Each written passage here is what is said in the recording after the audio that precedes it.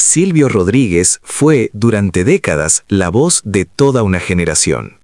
Un poeta con guitarra que transformó los sueños colectivos en melodías, que convirtió la utopía en susurro y la esperanza en canción. En Cuba y en gran parte de América Latina, su música no solo se escuchaba, se creía en ella. Cada verso parecía una promesa, cada silencio una verdad compartida. Pero a los 69 años, Silvio sorprendió a muchos, no con una nueva canción, ni con un discurso político, sino con una frase inquietante, casi cortante. Hay personas en su vida a las que jamás podrá perdonar. ¿Cómo puede un artista que cantó al amor, a la ternura y a la fe colectiva cargar con un resentimiento hasta el final de sus días? ¿Qué herida es lo suficientemente profunda como para romper el silencio de un símbolo? ¿Existen dolores que ni el tiempo, ni la fama, ni la música logran sanar? Y si realmente exista una lista, ¿se trata de nombres concretos o de relaciones rotas, de ideales fracturados, de ausencias que nunca encontraron palabras? Tal vez no hubo una lista escrita, sino 5 heridas que el silencio convirtió en condena. Para entenderlo, es necesario volver al origen, volver al momento en que nació una voz destinada a marcar a millones, y al instante exacto en que comenzaron a formarse las primeras grietas. Silvio Rodríguez nació en una Cuba donde la vida transcurría despacio, entre campos, conversaciones bajas y guitarras que colgaban de las paredes como si fueran parte del paisaje. Desde muy joven mostró una sensibilidad poco común. Observaba, escuchaba, absorbía. Le interesaban las historias mínimas, las voces humildes, las preocupaciones de la gente común. Aquella mirada temprana marcaría para siempre su forma de escribir y de cantar. Con el tiempo, esa sensibilidad lo llevó a La Habana, una ciudad en plena efervescencia cultural y política. Cafés, teatros improvisados, reuniones interminables donde la música y la ideología se mezclaban sin pedir permiso. Allí, Silvio encontró algo más que un escenario, encontró un destino. La revolución cubana buscaba una voz que pudiera traducir consignas en emoción, discursos en poesía. Y Silvio parecía hecho a medida para ese papel. Pero, ¿en qué momento un joven compositor deja de ser solo un artista para convertirse en símbolo? ¿Cuándo una voz deja de pertenecerle a quien la emite y pasa a ser patrimonio colectivo? Silvio comenzó a cantar, y la gente comenzó a escucharlo con una atención distinta. No era solo música, era orientación moral, era esperanza, era una promesa de futuro envuelta en metáforas. Así nació la nueva trova, y con ella la figura de Silvio Rodríguez como uno de sus pilares fundamentales. Sus canciones viajaron rápido, dentro y fuera de la isla. En universidades, plazas y encuentros culturales, su guitarra acompañaba sueños compartidos. Para muchos jóvenes, Silvio no era simplemente un cantante, era alguien que parecía saber hacia dónde debía caminar el país. Durante los años siguientes, su ascenso fue imparable. Reconocimiento institucional, prestigio intelectual, respeto casi unánime. El gobierno lo mostraba como ejemplo de coherencia ideológica. El público lo abrazaba como hijo predilecto. Todo parecía encajar con una naturalidad inquietante. Demasiado perfecta, tal vez. Porque cuando un artista es elevado tan pronto a la categoría de referente, ¿qué espacio le queda para dudar? ¿Dónde puede esconder sus contradicciones alguien a quien todos observan como si tuviera respuestas para todo? Silvio avanzaba, componía, grababa, viajaba, y mientras más alto subía, más pesada se volvía la imagen que debía sostener. A simple vista, su vida parecía un equilibrio ideal entre talento, compromiso y reconocimiento. Pero incluso en esos años luminosos comenzaban a gestarse tensiones invisibles. Pequeños silencios, temas que evitaba, preguntas que no respondía. Nada explotaba todavía, pero algo empezaba a tensarse bajo la superficie. ¿Puede un símbolo permitirse el lujo de cambiar? ¿Puede un artista que encarna una causa reconocer dudas sin traicionar todo lo que representa? Tal vez esas preguntas ya rondaban a Silvio mucho antes de que alguien se atreviera a formularlas en voz alta. Porque mientras el público veía a un trovador seguro, coherente y firme, el hombre detrás de la guitarra empezaba a cargar con un peso silencioso, el de sostener una imagen que ya no le pertenecía del todo. Y sin saberlo, ese peso sería el primer ladrillo de una muralla que, con los años, terminaría aislándolo de muchos de los que alguna vez caminaron a su lado. Y así, mientras su voz se consolidaba como una de las más influyentes de la historia cubana, las primeras grietas, todavía imperceptibles, comenzaban a abrirse. Grietas que no nacieron del escándalo ni del conflicto abierto, sino de algo mucho más peligroso, la imposibilidad de retroceder. Durante años, la vida de Silvio Rodríguez parecía instalada en una zona de equilibrio perfecto. No había escándalos públicos, no había caídas estrepitosas, ni contradicciones visibles. Su nombre seguía asociado a la coherencia, a la fidelidad ideológica, a una imagen casi intacta de integridad artística. Para muchos, Silvio era la prueba viviente de que era posible triunfar sin traicionar los principios. El reconocimiento llegó desde todos los frentes: festivales, homenajes, invitaciones oficiales, giras internacionales. Mientras otros artistas enfrentaban límites, prohibiciones o silencios forzados, Silvio podía moverse con relativa libertad. Podía viajar, grabar, publicar, cantar. No se hablaba de privilegios, pero estaban allí, flotando en el aire como una verdad incómoda que nadie quería nombrar. ¿En qué momento ese equilibrio dejó de ser mérito y empezó a convertirse en carga? ¿Puede un artista ignorar las diferencias cuando sabe que no todos pisan el mismo suelo? Silvio nunca se presentó como un hombre privilegiado. Tampoco denunció esas diferencias. Simplemente siguió adelante, como si ese espacio especial que ocupaba no existiera o no mereciera explicación. Para algunos, esa postura era prudencia. Para otros, era complicidad. La línea entre ambas cosas se volvía cada vez más difusa. Porque cuando el silencio se mantiene demasiado tiempo, deja de parecer neutral. Empieza a pesar. Mientras tanto, el público seguía escuchándolo con devoción. Sus canciones continuaban emocionando, despertando nostalgias, reafirmando convicciones. Pero algo había cambiado imperceptiblemente. Ya no se le pedía solo música, se le pedía una posición, una respuesta, una señal. ¿Tiene un artista la obligación de hablar cuando otros no pueden? ¿O su responsabilidad termina en la belleza de sus canciones? Silvio parecía haberse respondido a sí mismo hacía tiempo. Elegía cuidadosamente cuándo alzar la voz y cuándo no hacerlo. Defendía con fuerza a Cuba frente a las críticas externas, pero evitaba pronunciarse sobre ciertos conflictos internos. No negaba, no explicaba, callaba. Ese silencio selectivo empezó a generar fisuras en su imagen. No de inmediato, no de forma explosiva. Eran murmullos, comentarios al pasar, decepciones silenciosas. Amigos que comenzaban a mirarlo de otro modo.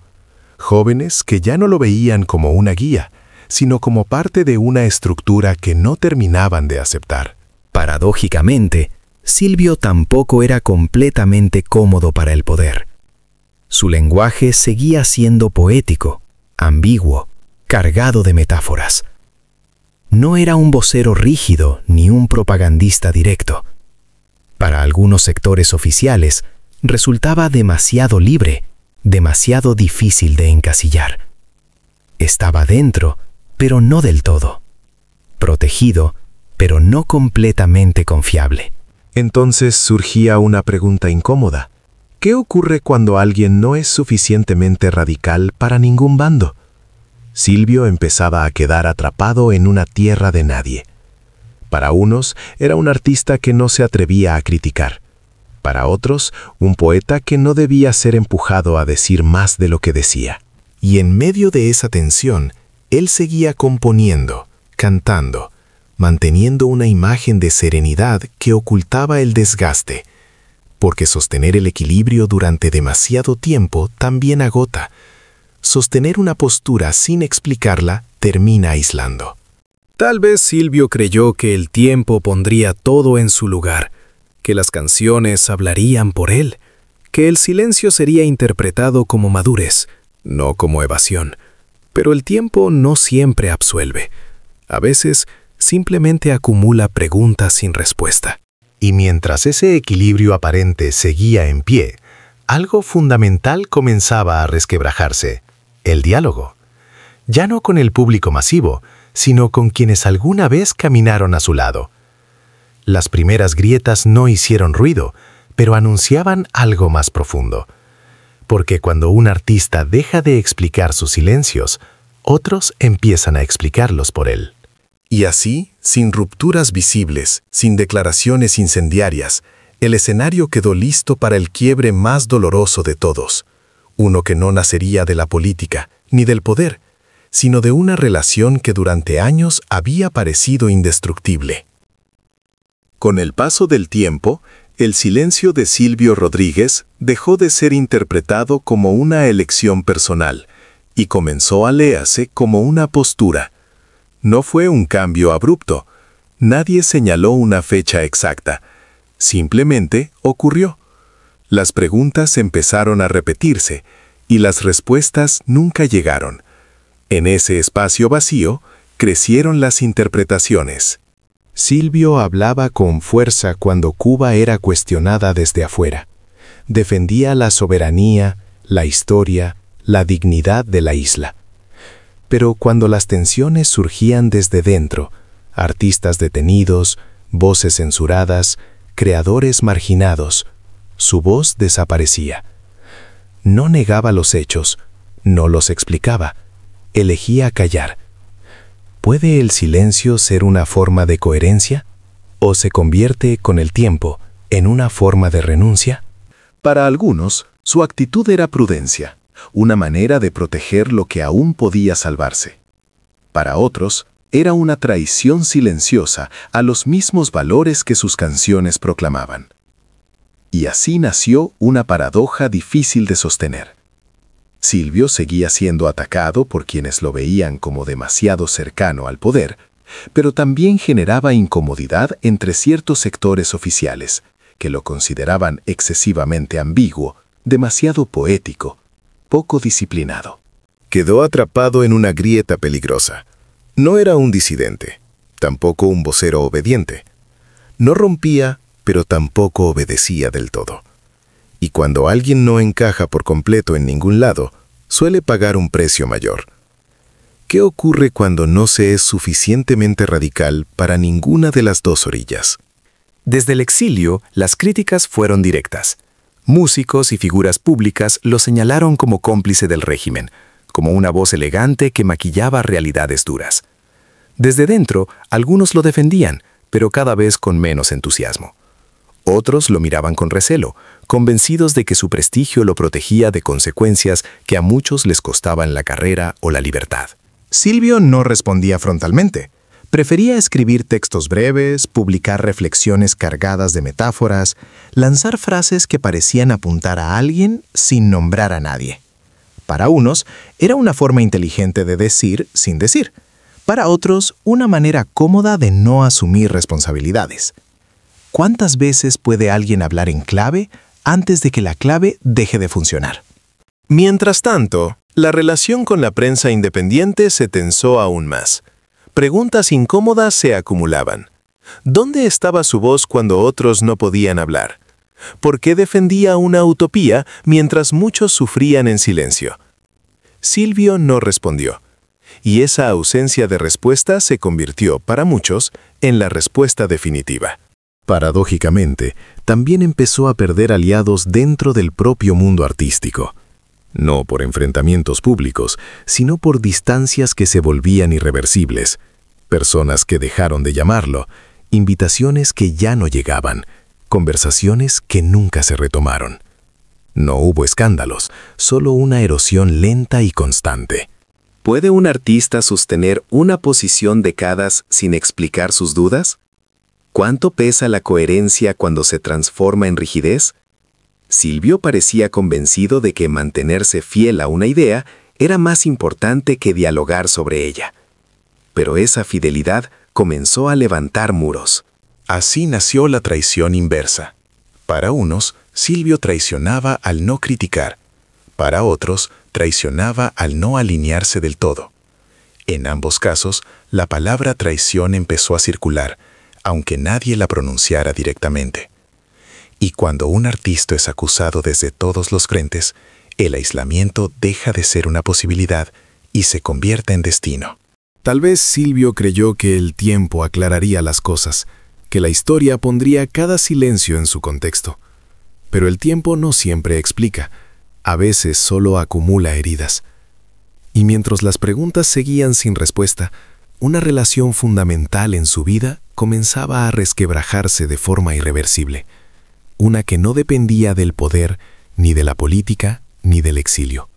Porque el golpe más profundo no vendría de afuera, vendría de alguien que había caminado a su lado desde el principio, alguien que conocía sus dudas, sus miedos y sus convicciones, alguien que, como él, había puesto su voz al servicio de un sueño compartido.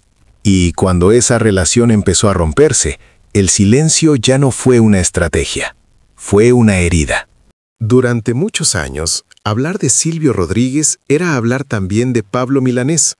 Sus nombres parecían inseparables, como dos voces distintas de una misma historia. Compartían escenario, reconocimiento y una fe común en la música como herramienta de cambio. Eran hermanos de la trova, compañeros de un sueño que parecía sólido e inquebrantable. Pero los sueños, cuando envejecen, también se ponen a prueba. Con el paso del tiempo, Pablo comenzó a decir en voz alta lo que Silvio prefería callar. Sus entrevistas se volvieron más críticas, su tono más amargo. Empezó a hablar de desencanto, de errores, de promesas incumplidas. No lo hacía desde el odio, sino desde una decepción profunda. ¿Qué ocurre cuando dos personas miran el mismo pasado y ya no ven lo mismo? Silvio, en cambio, se mantuvo firme en su lealtad. No negó los problemas, pero tampoco los convirtió en bandera pública. Para él, criticar abiertamente era poner en riesgo algo más grande que una amistad. Para Pablo, callar era una forma de traición. La distancia entre ambos no fue solo ideológica, fue emocional. Dejaron de cantar juntos, dejaron de mencionarse, dejaron de hablarse. No hubo insultos directos ni rupturas escandalosas, solo silencios prolongados y frases cargadas de significado. Cada uno se convirtió en el espejo roto del otro. Lo que uno decía, el otro evitaba. Lo que uno callaba, el otro lo exponía. ¿Duele más una ruptura violenta o una separación que nunca se explica? Con los años, la grieta se volvió irreversible.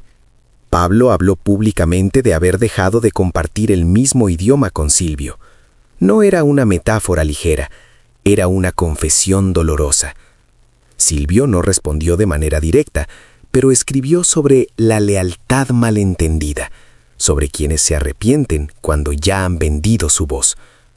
No mencionó nombres, pero el destinatario parecía evidente. Mientras esa relación se quebraba, otras también empezaban a desmoronarse.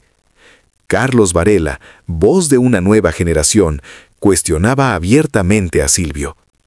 Desde el exilio, figuras como Willy Chirino lo atacaban sin rodeos, acusándolo de complicidad. La prensa independiente lo interpelaba con preguntas incómodas que nunca obtenían respuesta. Incluso amigos cercanos, como Amaury Pérez, comenzaron a alejarse, sin confrontación, solo con distancia. ¿Cuántas amistades se pueden perder antes de preguntarse si el problema no está en uno mismo? Silvio parecía convencido de que mantenerse fiel a su postura justificaba el costo. Pero el costo era alto. No solo perdía aliados públicos, perdía vínculos personales, afectos, conversaciones que nunca volverían a darse. El aislamiento se volvió evidente cuando, en un homenaje a la trova cubana, su nombre fue omitido. No hubo mención, ni imagen, ni referencia. Para muchos fue impensable, para otros, inevitable. Silvio se había convertido en una figura incómoda, incluso dentro del espacio que él mismo ayudó a construir. No protestó, no reclamó. Respondió como siempre, con música. Publicó canciones cargadas de ausencia y reproche, versos afilados disfrazados de poesía. ¿Era una defensa o un último intento de ser escuchado? Entonces llegó noviembre de 2022. La muerte de Pablo Milanés sacudió a Cuba entera. Para Silvio fue algo más, el cierre definitivo de una conversación que nunca se retomó. Por primera vez en años, escribió palabras de reconocimiento y pérdida. No pidió perdón, no explicó el pasado, pero dejó entrever el peso de lo no dicho. Tiempo después, cantó una canción de Pablo por primera vez en más de 20 años. El gesto fue sobrio, contenido, profundamente humano. No cerró heridas, pero abrió una grieta en la muralla que él mismo había construido. Porque a veces, el dolor más grande no es la traición, es la certeza de que hubo tiempo y no se aprovechó. Con el paso de los años, Silvio Rodríguez empezó a quedarse cada vez más solo. No porque hubiera perdido público, sus canciones seguían siendo escuchadas, sino porque el diálogo se había roto. Ya no conversaba con su tiempo, sino con su propio pasado. Seguía cantando, pero hablaba desde un lugar distinto, más alto, más distante, rodeado de ecos que repetían lo que él ya creía. El problema no fue la pérdida de talento. Su voz seguía intacta, sus versos conservaban la misma fuerza poética. Lo que se había erosionado era algo más frágil y más difícil de reconstruir: el vínculo humano, la capacidad de escuchar, de responder, de equivocarse en público. Cuando un artista se convierte en símbolo, cada palabra pesa demasiado, y a veces el símbolo termina asfixiando al hombre. Silvio parecía saberlo, pero también parecía temer algo aún más profundo. Admitir errores no significaba solo rectificar una opinión. Significaba poner en duda toda una vida, todo un discurso, toda una obra. ¿Qué ocurre cuando reconocer una grieta amenaza con derrumbar el edificio entero? Tal vez por eso eligió la coherencia absoluta, incluso cuando esa coherencia comenzaba a costarle demasiado. En ese contexto aparecen las cartas que nunca se enviaron, no como un hecho comprobado, sino como una imagen persistente. Personas cercanas han dicho que Silvio escribía mucho más de lo que publicaba, que había textos, reflexiones, palabras destinadas a otros que jamás salieron del ámbito privado. Cartas para amigos distanciados, para compañeros que se fueron, tal vez para Pablo, tal vez para sí mismo. ¿Hay palabras que solo se escriben para no decirlas? ¿Hay verdades que pesan tanto que es mejor guardarlas en un cajón? Es posible que esas cartas nunca hayan existido como objetos físicos, pero existieron como necesidad, como impulso, como aquello que no encontró el valor de convertirse en voz pública. Porque Silvio no fue un hombre incapaz de sentir culpa o duda, fue un hombre que decidió no exponerlas. Eligió la lealtad como escudo, pero ese escudo, con el tiempo, se convirtió en muralla, y detrás de esa muralla, el mundo siguió avanzando. Las nuevas generaciones ya no lo veían como guía moral. Lo respetaban, sí, pero desde la distancia. Para muchos jóvenes, Silvio era parte del pasado, no del presente. Sus canciones seguían sonando, pero ya no marcaban el rumbo. Y eso, para alguien que había sido faro durante tanto tiempo, era una forma silenciosa de pérdida. La muerte de Pablo Milanés abrió una grieta final. No lo cambió todo, pero lo humanizó. Por un instante, el símbolo se resquebrajó y dejó ver al hombre. El Silvio que reconocía una ausencia, que aceptaba, sin decirlo del todo, que algo había quedado inconcluso, que no todas las batallas se ganan manteniéndose firme. Aún así, no hubo confesiones públicas ni disculpas explícitas. Silvio siguió fiel a su estilo. No habló de arrepentimiento. No revisó su pasado en voz alta. Eligió, una vez más, la música como lenguaje, porque para él, cantar siempre fue más seguro que explicar. Y así, el legado de Silvio Rodríguez quedó marcado por una paradoja difícil de resolver. Fue un artista coherente hasta el extremo. Tan coherente que terminó sacrificando relaciones, diálogos y afectos en nombre de esa coherencia. No traicionó sus ideas, pero en ese acto perdió a muchas de las personas que caminaron junto a él. Tal vez nunca existió una lista escrita de personas imperdonables. Tal vez solo hubo 5 heridas, 5 ausencias, 5 nombres que el silencio transformó en distancia definitiva. Y quizás el mayor castigo no fue la crítica, ni el aislamiento, ni la polémica.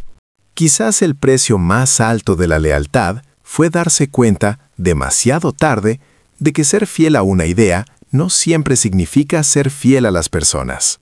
La historia de Silvio Rodríguez no es una historia fácil de juzgar. No es el relato de un villano, ni el de un héroe perfecto.